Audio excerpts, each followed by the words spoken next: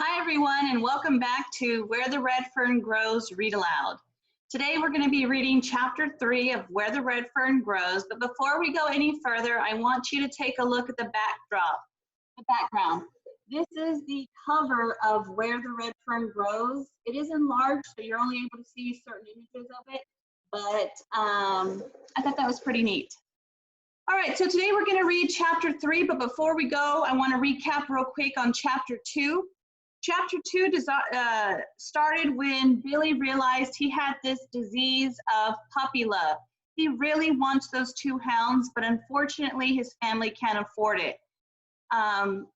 It's really consuming Billy. He's losing weight, he's not able to eat, he's not able to sleep.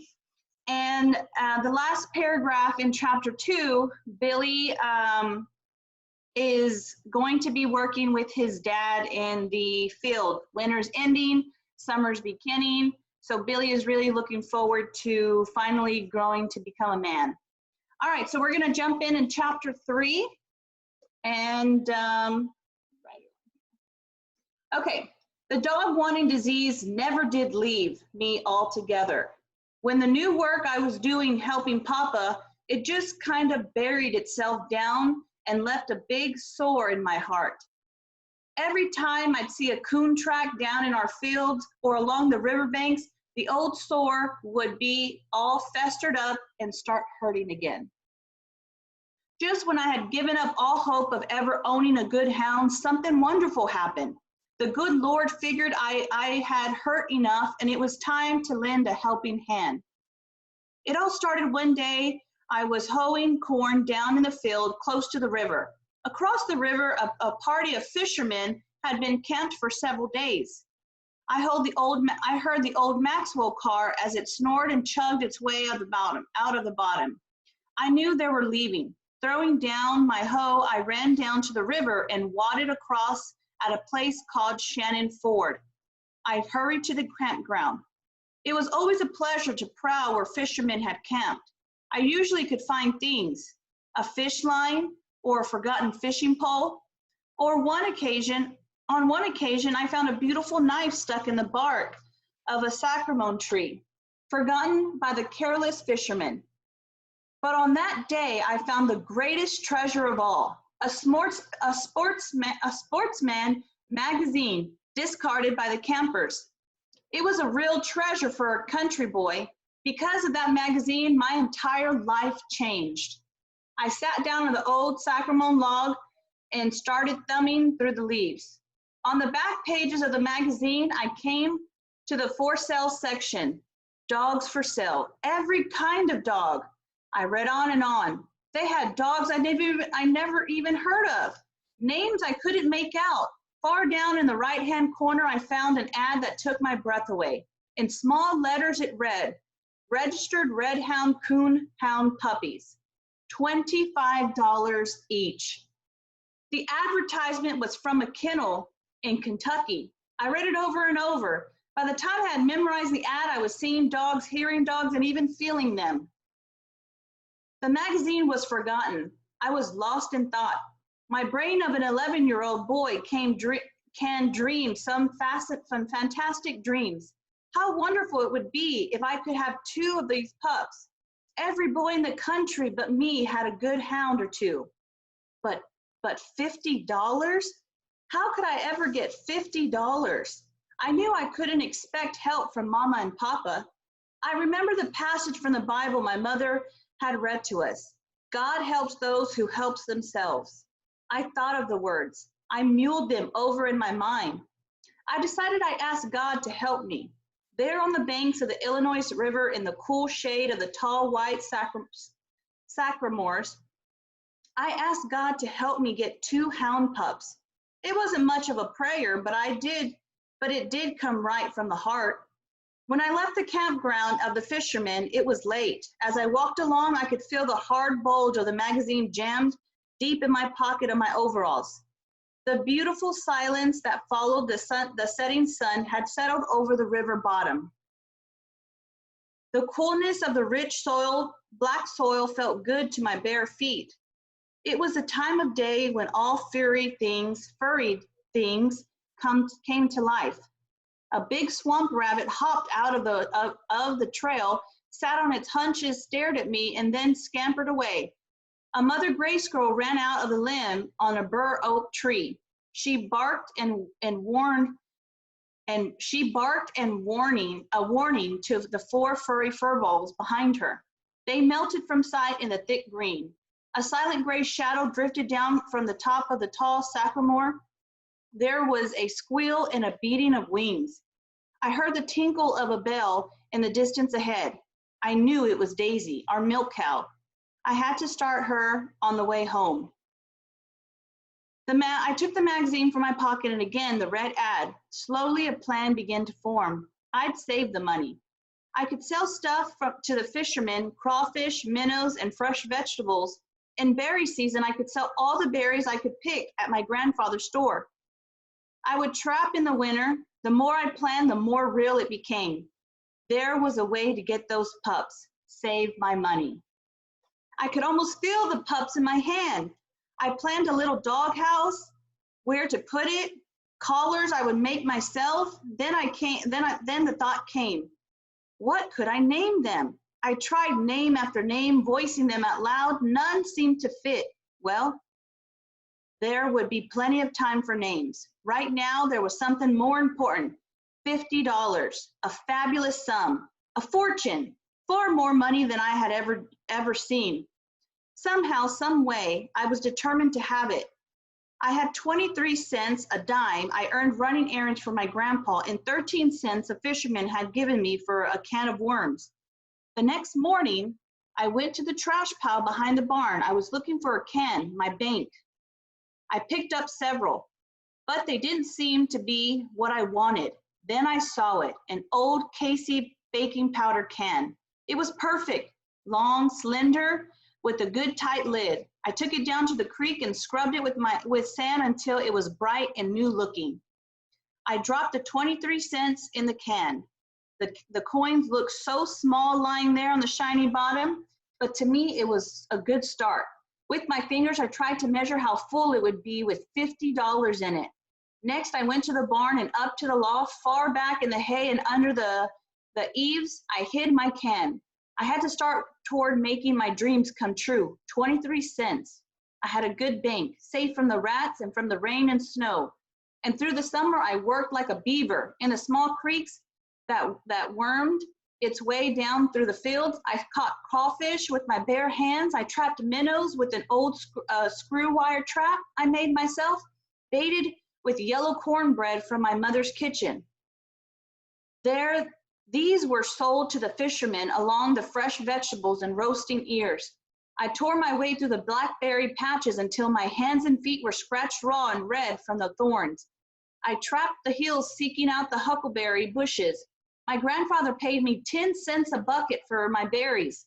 Once Grandpa asked me what I did with the money I earned. I told him I was saving it to buy some hunting dogs. I asked him if he would order them for me when I had saved enough. He said he would. I asked him not to say anything to my father. He promised me he wouldn't. I'm sure Grandpa paid little attention to my plans. That winter, I trapped harder than ever with these 3 little traps I owned. Grandpa sold my hides to the fur buyers who came to the store all through the fur season. Prices were cheap, 15 cents for a lard possum hide, 25 cents for a good skunk hide. Little by little, the nickels and dimes added up. The old Casey baking powder can grew heavy. I would heft its weight with the palm of my hand. With a straw, I'd measure from the lid of the can to the money. As the months went by, the straw grew shorter and shorter. The next summer, I followed the same routine. Would you like to buy some crawfish or minnows? Maybe you like some fresh vegetables or roasted ears. The fishermen were wonderful, as true sportsmen are. They seemed a sense of urgency in my voice and always bought my wares. However, many was the time I'd find my vegetables left in the abandoned camp. There never was a set price. Anything they offered was good enough for me. As the years passed, I was 12. I was over the halfway mark. I had $27.46. My spirits soared. I worked harder. Another year crawled slowly by. And then the great day came. The hard grind was over. I had $50. I cried as I counted it over and over. As I set the can back in the shadow eaves of the barn, it seemed to glow with the radiant whiteness I had never seen before. Perhaps it was all imagination. I don't know. Lying back in the soft hay, I folded my hands behind my head, closed my eyes, and let my mind wander back to the 2 long years. I thought of the fishermen, the blackberry patches, and the huckleberry hills. I thought of the prayer I said when I asked God to help me with the 2 hound pups. I knew he had surely helped, for he had given me a heart, courage, and determination. Early the next morning, with the can jammed deep in the pocket of my overalls, I flew to the store. As I trotted along, I whistled and sang. I felt as big as the tallest mountains of the Ozark. Arriving at my destination, I saw 2 wagons that were tied up at the hitching rack. I knew some farmers had come to the store, so I waited until they left. As I walked in, I saw my grandfather behind the counter, tugging and pulling. I worked the can out of my pocket and dumped it in front of him and looked up. Grandpa was dumbfounded. He tried to say something, but it wouldn't come out. He looked at me and looked at the pile of coins. Finally, in a voice much louder than his ordinary use,